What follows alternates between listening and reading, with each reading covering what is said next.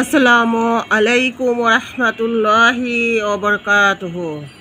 আবারও নতুন করে একটি ইসলামিক ভিডিও নিয়ে হাজির হয়ে গেলাম।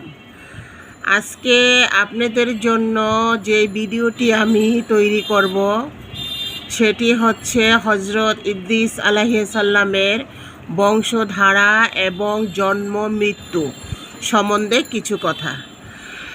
এই সম্পূর্ণ লেখাটি নেওয়া হয়েছে জালালালাইন থেকে। জালালালাইনের তাফসিরে জালালালাইনের 1ম খণ্ড থেকে নেওয়া হয়েছে।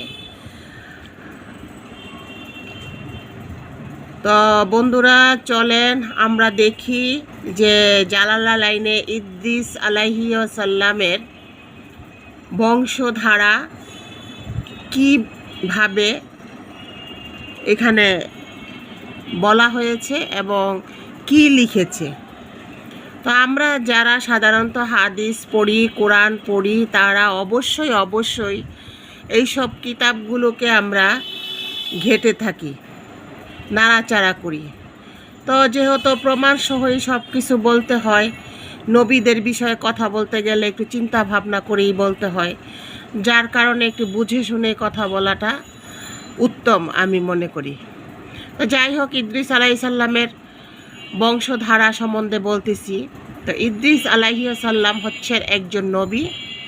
তার বংশটা, সে কোন বংশ থেকে আসছেন, কিভাবে আসছেন, কোন কোন নবীর পরে তার নবী হওয়ার যোগ্যতা অর্জন করে আল্লাহ দুনিয়াতে পাঠিয়েছেন, আমি তারই একটি ধারাবাহিকতা সংক্ষেপে বর্ণনা দিচ্ছি। বংশধারা: ইদ্রিস ইবনে ইয়ারুদ, ইবনে মাহালাইল, ইবনে কিনান, ইবনে আনুস, ইবনে শীষ, ইবনে আদম আলাইহিস সালাম। তার মৃত্যু, জন্ম এবং মৃত্যু 4533 খ্রিস্টাব্দে, 4188 খ্রিস্টাব্দে আনুমানিক। জীবনকাল 345 বৎসর। জন্মস্থান: এক অভিমত অনুযায়ী হজরত ইদ্রিস আলাইহিস সালাম মিশরের মেমফিস নগরীতে জন্মগ্রহণ করেন। অন্য অভিমত অনুসারে তিনি জন্মগ্রহণ করেন বেবেল, পরবর্তীতে মিশরে হিজরত করেন। আচ্ছা, নবুয়ত প্রাপ্তির সন আনুমানিক 435 খ্রিস্টাব্দে। নবুয়ত প্রাপ্তির স্থান হচ্ছে বেবেল, ইরাকে। কোরআনে নবীর নামে উল্লেখ সংখ্যা 2, মোট সূরা সংখ্যা 2, নবীর উল্লেখ্য সংক্রান্ত আয়াত মারিয়াম, সূরা মারিয়াম, আয়াত নাম্বার হচ্ছে 56, আম্বিয়া, সূরা আম্বিয়া, আয়াত নাম্বার হচ্ছে 85।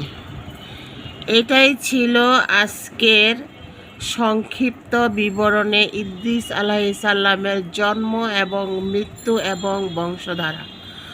যারা নবীদের পরিচয়গুলো জানতে চান তারা অবশ্যই আমার চ্যানেলটাকে সাবস্ক্রাইব করবেন, লাইক করবেন, কমেন্ট করবেন, শেয়ার করবেন। এরকম সুন্দর সুন্দর ভিডিও পাওয়ার জন্য, নবীদের নাম জানার জন্য কার না ইচ্ছা হয়। যাদের যাদের ইচ্ছা হয় তারা অবশ্যই নবীর নাম সহ জানার জন্য আমার এই চ্যানেলটাকে সাবস্ক্রাইব করবেন, বেশি বেশি করে লাইক করবেন, কমেন্ট করবেন, শেয়ার করবেন। ইনশাআল্লাহ আজিজ পরবর্তী ভিডিওতে আবার দেখা হবে।